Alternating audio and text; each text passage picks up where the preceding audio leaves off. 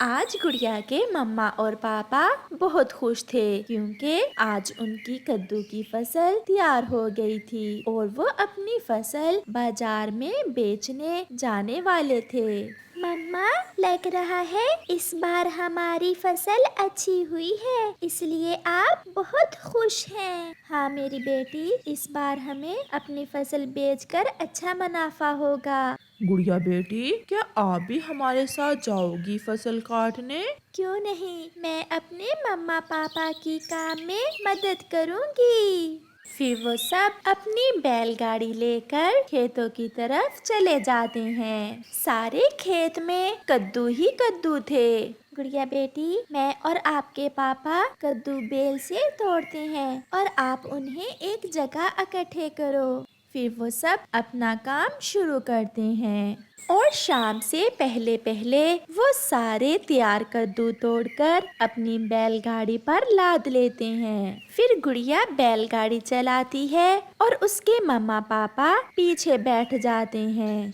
वो मंडी में पहुंच जाते हैं और गुड़िया का पापा दुकानदार से कहता है, एक नंबर बड़े बड़े कद्दू हैं। ऐसे कद्दू खाने में बहुत स्वादिष्ट होते हैं। कितने में लोगे आप ये सारे कद्दू? मैं बहुत दुख से बता रहा हूँ कि इस बार तो कोई भी कद्दू नहीं खरीद रहा। बहुत थोड़े दाम है कद्दू के। ये सुनकर गुड़िया और उसके मम्मा पापा की खुशियाँ थोड़ी कम पड़ जाती हैं। आप ये सारे कद्दू कितने में लोगे? 500 में। इससे बढ़कर मैं दाम नहीं भर सकता। आप किसी और से भी पूछ सकते हैं। गुड़िया की मम्मा, इन पैसों से तो खर्च भी नहीं पूरा होगा। मैंने तो 300 रुपए कालू कव्वे से भी उधार ले रखे हैं। बीज के पैसे भी अभी देने बाकी हैं। अगर हम कद्दू घर ले गए तो खराब हो जाएंगे और हम कर भी क्या सकते हैं। अगर कल तक इंतजार किया तो 500 भी नहीं मिलेंगे। फिर गुड़िया का पापा 500 में पूरी बैलगाड़ी के कद्दू बेच देता है। वो सब आए तो बहुत खुश थे मगर वापस उदास जा रहे थे। वो सब बहुत परेशान थे। घर पहुंचकर गुड़िया के मम्मा और पापा खाना खाकर सो जाते हैं और गुड़िया जाग रही थी। मुझे कुछ करना होगा, मुझे कुछ ऐसा करना होगा कि मैं अपनी कद्दू की फसल को अच्छे दामों बेच सकूं। फिर गुड़िया को एक उपाय आता है और वो खुश हो जाती है। दूसरे रोज सुबह सुबह ही कालू कौवा भी आ जाता है। चिड़िया, कहाँ है आपके पति? वो तो खेतों में चले गए हैं। आपने अपनी कद्दू की फसल बेच ली है। अब मेरे पैसे मुझे वापस करो। मुझे जरूरत है पैसों की। कालू भैया, इस बार कद्दू के दाम बहुत कम है, किसी तरह आप 2-4 दिन और निकाल लें। मैं 1 मिनट भी और नहीं दूंगा। मुझे अपने पैसे अभी के अभी चाहिए। मम्मा, आप इन 500 में से कालू अंकल के पैसे लौटा दें। हमें क्या करना है मैंने सोच लिया है। फिर मम्मा चिड़िया कालू कौवे को उसके पैसे दे देती है और कालू कौवा वहाँ से चला जाता है। अभी बीज के पैसे बाकी हैं, कैसे चलेगा सब? मुझे तो कुछ समझ नहीं आ रही। मम्मा, 200 रुपए की तो मुझे जरूरत है। बेटी, आप क्या करोगी इतने पैसे? अपनी बेटी पर विश्वास रखें और मुझे अपना काम करने दें। फिर गुड़िया अपनी मम्मा से 200 रुपए लेकर चली जाती है। गुड़िया सीधी लकड़हारे पक्षी के पास जाती है। अंकल, मुझे दिल की शक्ल का एक फ्रेम बना कर दें। बेटी, उसे आप क्या करोगी? अंकल, मुझे जरूरत है। मैंने अपने कद्दू महंगे दामों बेचने हैं। ये सुनकर लकड़हारा हंसता है और उसे एक दिल की शक्ल का फ्रेम बना देता है। अंकल, कितने पैसे? 1 रुपए बना है बेटी। तो इसका मतलब मैं इस तरह के 200 फ्रेम बनवा सकती हूँ। अंकल, ये ले 200 रुपए और मुझे इन सारे पैसों के इसी तरह के दिल की शक्ल वाले फ्रेम बना दें। लकड़हारे को भी आसान काम मिल गया था। वो बहुत खुश होता है और अपना काम शुरू करता है। गुड़िया के पापा भी खेतों से घर वापस आ जाते हैं। गुड़िया कहाँ है? सुबह से मुझसे 200 रुपए लेकर कहीं गई हुई है। क्या 200 रुपए? मैं बीज के पैसे कहाँ से दूंगा? मैंने गुड़िया को सब बताया था। वो घर आएगी तो पूछ लेना। मम्मा और पापा अभी ये बात कर ही रहे थे कि गुड़िया भी घर आ जाती है। गुड़िया बेटी, आप मम्मा से 200 रुपए क्यों ले गई थी, जबकि आपको पता भी है कि फसल अच्छे दामों नहीं बिकी और मुझे बीज के पैसे भी अभी देने हैं। पापा, मेरा विश्वास रखें, आपकी बेटी कुछ ऐसा करेगी जो किसी ने ना किया होगा। हमें कुछ बताओ तो मैं आपको सब बताऊंगी, मगर कल कद्दू की फसल में जाकर। दूसरे दिन जब गुड़िया के मम्मा पापा खेतों में जाने के लिए आते हैं तो बैलगाड़ी पर इतने सारे दिल के आकार वाले फ्रेम देखकर हैरान हो जाते हैं। मगर गुड़िया कुछ बताए बिना मम्मा और पापा को बैलगाड़ी पर बिठाकर कद्दू के खेत की तरफ चल देती है। अब हमारे कद्दू साधारण कद्दू नहीं होंगे, बल्कि दिल के आकार वाले कद्दू होंगे। मम्मा और पापा, आप मेरी मदद करें और सारे छोटे कद्दू इन दिल के आकार वाले फ्रेम के अंदर रखते जाएं। गुड़िया बेटी, क्या ये सब ठीक ठीक हो पाएगा? मम्मा, अगर सोचो तो कुछ भी हो सकता है। आप मेरी काम में मदद करें और मुझे हौसला दें। फिर वो सब ऐसा ही करते हैं। वो सारे दिल के आकार वाले फ्रेम जमीन पर रखते हैं और हर फ्रेम में एक छोटा कद्दू रखते जाते हैं। मम्मा पापा, अब देखना, हमारे ये कद्दू बेचने हमें मंडी भी नहीं जाना पड़ेगा। ऐसे ही कुछ दिन गुजर जाते हैं और गुड़िया के कद्दू बड़े हो जाते हैं और वो सारे के सारे कद्दू दिल के आकार जैसे बन गए थे। वही हुआ था जैसा गुड़िया ने सोच रखा था। गुड़िया के मम्मा और पापा तो अभी तक हैरान ही थे। एक बड़ी गाड़ी उनके खेत के पास आकर रुकती है। वाह वाह, ऐसे कद्दू तो मैंने पहली बार देखे हैं। इनकी शहर में बहुत डिमांड होगी। वो पक्षी गुड़िया से बात करता है। ये कद्दू आप मुझे बेच सकती हो? हाँ अंकल, क्यों नहीं, मगर ये कद्दू महंगे हैं। पैसों की कोई दिक्कत नहीं है। ऐसे वो पक्षी गुड़िया से वो कद्दू महंगे दामों खरीद लेता है। ये रहा 1 लाख एडवांस। अगली बार के कद्दू भी मेरे हुए। प्यारे दोस्तों, गुड़िया की इस समझदारी पर 1 लाइक तो बनता ही है, इसलिए आप इस वीडियो को जल्दी से लाइक कर दें। और वो पक्षी अपनी गाड़ी लेकर वहाँ से चला जाता है। मम्मा और पापा चिड़िया की आंखों में आंसू थे। वो अपनी बेटी पर गर्व महसूस कर रहे थे। देखा मम्मा पापा, मैं ना कहती थी कि अगर सोच हो तो कुछ भी हो सकता है। फिर वो सब खुशी खुशी अपने घर लौट जाते हैं। बुलबुले, बारिश के बाद मौसम कितना सुहाना हो गया है। मेरा तो ऐसे मौसम में आलू वाले पराठे खाने को दिल कर रहा है। आलू वाले पराठे? वो तो मुझे भी बहुत पसंद हैं। जग्गू, तुम तो ऐसे कह रहे हो जैसे हम खाए बैठे हैं। तो फिर क्या है, चलो हम मेरी मम्मा के पास जाते हैं और मेरी मम्मा से कहते हैं कि वो हमें आलू वाले पराठे बना दें। क्या आपकी मम्मा मान जाएंगी? क्यों नहीं, मेरी मम्मा बहुत अच्छी हैं। वो मेरी हर बात मान लेती हैं। ऐसा सोचते हुए कुकू के दोनों दोस्त बुलबुला और जग्गू कुकू के साथ उसके घर चले जाते हैं। मम्मा, मम्मा, मेरे दोस्तों का आलू वाले पराठे खाने को बहुत दिल कर रहा है। आप प्लीज हमें आलू वाले पराठे बना दें। आंटी, मैंने तो पहले कभी नहीं खाए, प्लीज बना दें। और मैंने भी कभी नहीं खाए। मेरी बात तो सुनो बच्चों, आप सब तो बोले ही जा रहे हो।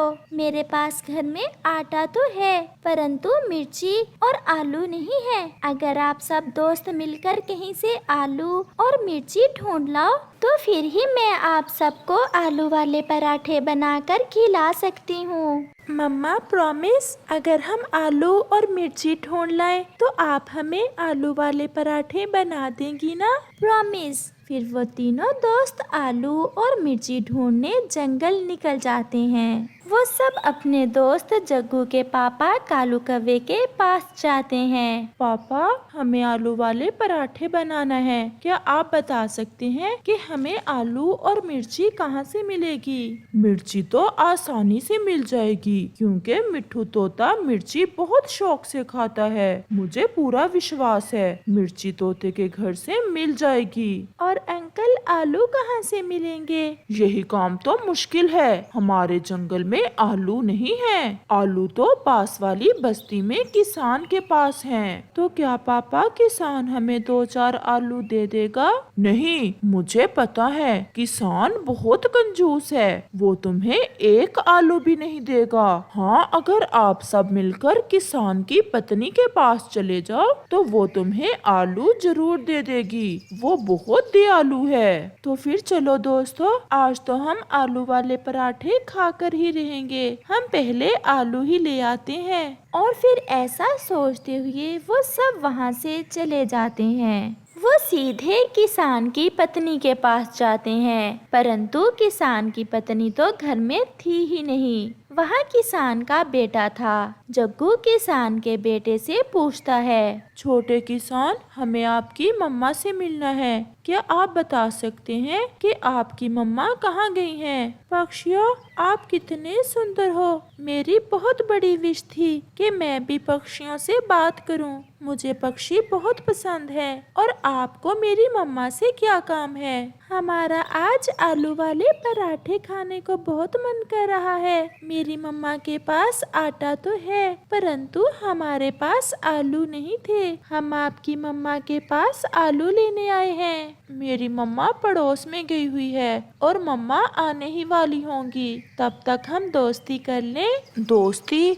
परंतु आप इंसान तो अब पक्षियों को भूल ही गए हो। ना तो आप हमें दाना डालते हो और ना ही पानी। मेरे दादाजी बताया करते थे कि आपके पूर्वज हम पक्षियों को अच्छे अच्छे भोजन खाने को दिया करते थे। शायद आप सच्चे हो, क्योंकि पक्षियों को दाना डालते तो मैंने कभी भी अपने मम्मा और पापा को नहीं देखा। परंतु मैं आप सबसे प्रॉमिस करता हूँ, आज के बाद मैं पक्षियों को दाना भी डाला करूँगा और पानी भी। और तो और मैं तो मम्मा से कभी कभी अपने हिस्से का ब्रेकफास्ट भी लेकर पक्षियों को दे दिया करूँगा। तो फिर आपसे हमारी दोस्ती पक्की। हम भी रोज आपसे मिलने आया करेंगे। किसान की पत्नी भी इतनी देर में आ जाती है। मम्मा, ये देखें, आज मैंने नए दोस्त बनाए हैं। पक्षी, इन पक्षियों से आपकी दोस्ती कैसे हो गई? आंटी, हमारी दोस्ती तो इंसानों से सदियों से चली आ रही है, परंतु आजकल के इंसान इतना मसरूफ हो गए हैं कि हमारे लिए उनके पास समय ही नहीं। हाँ बेटा, आप ठीक कह रहे हो। हम इंसान कुछ ज्यादा ही मसरूफ हो गए हैं। हमारे पास तो खुद के लिए भी समय नहीं है। मम्मा, मेरे दोस्तों को कुछ आलू दें। मेरे दोस्तों ने आलू वाले पराठे बनाना है। क्यों नहीं, आप ये आलू ले जाएं। जग्गू किसान की पत्नी से आलू ले लेता है। आंटी, आपका बहुत बहुत धन्यवाद जो आपने हमें आलू दे दिए। और बेटा, कल से मैं आपके लिए आलू वाले पराठे बनाकर रखा करूँगी। आप रोज आकर मुझसे आलू वाले पराठे खा जाया करना। जग्गू का पापा सच ही कहता था कि किसान की पत्नी बहुत दयालु है और किसान बहुत कंजूस। ऐसा कहते हुए वो सब वहाँ से चले जाते हैं। बाय बाय दोस्त। बाय, फिर मिलेंगे। फिर वो सीधे मिट्ठू तोते के पास जाते हैं और मिट्ठू तोता उन्हें मिर्ची दे देता है। वो सब खुशी खुशी वापस घर जाते हैं। मम्मा मम्मा, हमने कर लिया, हम सब दोस्तों ने मिलकर कर लिया। हम आलू भी ले आए और मिर्ची भी। और फिर कुकू की मम्मा सबको आलू वाले पराठे बना कर देती है और वो चाय और अचार के साथ स्वादिष्ट आलू वाले पराठे खाते हैं। उन सब दोस्तों ने मिलकर काम किया और उन्होंने अपनी विश पूरी कर ली। इसलिए हमें भी चाहिए कि सब मिलकर रहें और एक दूसरे की मदद करें। और हाँ, पक्षियों को भी दाना पानी डालते रहें। टूनी चिड़िया अपने जंगल में घरों को रंग करने का काम करती थी। उसके जंगल में एक कालू कौवा भी रहता था। वो भी रंग का काम ही करता था। चिड़िया का रंग पूरे जंगल में मशहूर था क्योंकि वो रंग करती भी बहुत सफाई से थी और रंग भी एक नंबर का इस्तेमाल करती थी। जबकि कालू कौवे का धंधा इतना नहीं चलता था क्योंकि वो ना तो रंग सफाई से करता था और ना ही रंग अच्छी क्वालिटी का इस्तेमाल करता था। वो टूनी से बहुत जलता था क्योंकि सभी पक्षी टूनी से ही अपने घरों को रंग करवाते थे। ये टूनी तो दिन ब दिन बहुत अमीर होती जा रही है और मेरा धंधा तो बंद होने को है। काश ये टूनी इस जंगल में ना होती, मैं अकेला ही इस जंगल में रंग करने वाला होता तो मैं कितना अमीर होता। अब मुझे किसी तरह इस टूनी को जंगल से निकालना होगा ताकि पक्षी सिर्फ मुझसे अपने घरों का रंग करवाएं। ऐसा सोचकर कालू कौवा टूनी के घर की तरफ जाता है। जब वो टूनी के घर के पास पहुंचता है तो वहाँ चील भी आई होती है जो कि चिड़िया से अपने घर को रंग करने की बात कर रही थी। कौवा भी वहीं छुपकर बैठ जाता है। चिड़िया, मेरे बेटे की शादी है 3 दिन बाद और तुमने मेरे घर को ऐसा रंग करना है कि मेरा घर ऐसा लगे जैसे आज ही नया बनाया हो और पैसे मैं तुम्हें मुंह मांगे दूंगी। चील दी, आप चिंता ना करें, मैं आपके घर को बहुत अच्छा रंग करूंगी। याद रखना चिड़िया, 2 दिन है तुम्हारे पास। 2 दिन में मेरा घर रंग हो जाना चाहिए, नहीं तो मुझसे बुरा कोई नहीं होगा। चील दी, मैं तोते के घर को रंग कर रही हूँ, वहाँ मेरा कल का दिन ही लगेगा। परसों मैं आपके घर आ जाऊंगी। तोते को तुम छोड़ो, पहले मेरे घर का काम कर दो, मैं तुम्हें डबल कीमत दूंगी। चील दी, ज़बान भी कोई चीज होती है, मुझे पैसों का कोई लालच नहीं है। तोते के साथ मेरी काम की बात पहले तय हुई थी, इसलिए पहले मैं तोते के घर का काम मुकम्मल करूंगी और आप परेशान न हो। परसों मैं मुंह अंधेरे ही आ जाऊंगी और आपके घर को रंग शाम से पहले पहले पूरा कर दूंगी। अच्छा ठीक है, परसों मेरे घर के रंग का काम मुकम्मल हो जाना चाहिए, वरना तुम्हें तो पता है मैं चील हूँ, कोई आम पक्षी नहीं हूँ जो तुम्हें माफ कर दूंगी। फिर चील वहाँ से चली जाती है। कालू, अब तुझे ठीक मौका मिला है चिड़िया को जंगल से निकलवाने का। मैं कुछ भी करके परसों चिड़िया को चील के घर का रंग करने नहीं दूंगा। फिर कौवे के शैतानी दिमाग में एक शैतानी विचार आता है। वो सागर की तरफ उड़ता है और अपने एक पुराने बादल दोस्त के पास जाता है। बदलू यार, मुझे तुमसे एक बहुत जरूरी काम है। कालू, बता किधर जाकर बरसना है और किधर तबाही मचानी है। बदलू यार, तुझे ये सब कैसे पता चला? तुम जैसे शैतानी पक्षी से इसी बात की उम्मीद रखी जा सकती है कि जरूर किसी को परेशान करना चाहते हो तुम। दोस्त हो तो ऐसा जो अपने दोस्त के दिल की बात को समझ ले। यार बदलू, हमारे जंगल में जो चील रहती है, परसों मुंह अंधेरे ही उसके घर पर बरसात करनी है पूरा दिन। बस इतना सा काम, ये काम तो मैं मिनटों में कर दूंगा क्योंकि मेरा काम तो है ही बरसना। बल्कि मैं कल रात ही सागर से ढेर सारा पानी पीकर तुम्हारे घर आ जाऊंगा और अगले दिन मुंह अंधेरे ही चील के घर के ऊपर बरसात कर दूंगा। फिर कौवा वापस अपने जंगल आ जाता है। अगले दिन चिड़िया तोते के घर को रंग कर देती है। तोते भैया, ये लीजिए, आपके घर का रंग मुकम्मल हुआ। चिड़िया, आपने तो मेरे घर को बिल्कुल नया बना दिया है। आपके पंखों में सच में बहुत सफाई है। ये लो आपकी मजदूरी। तोते भैया, इतनी ज्यादा मजदूरी?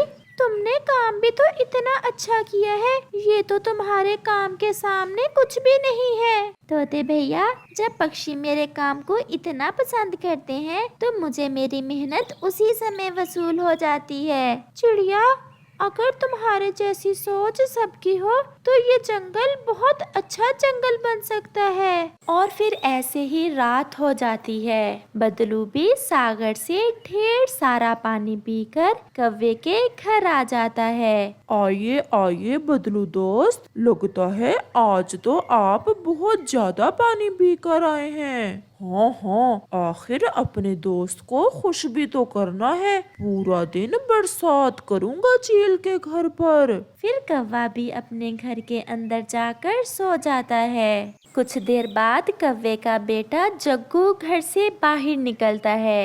ये इतना बड़ा बादल हमारे घर के ऊपर क्या कर रहा है? इसको धक्का देकर थोड़ा सा दूर कर देता हूँ, कहीं ये हमारे घर के ऊपर बरसात ना कर दे। ऐसा सोचकर जग्गू बादल को अपने घर से दूर करने के लिए धक्का देता है। ये तुम क्या कर रहे हो छोटे कौवे?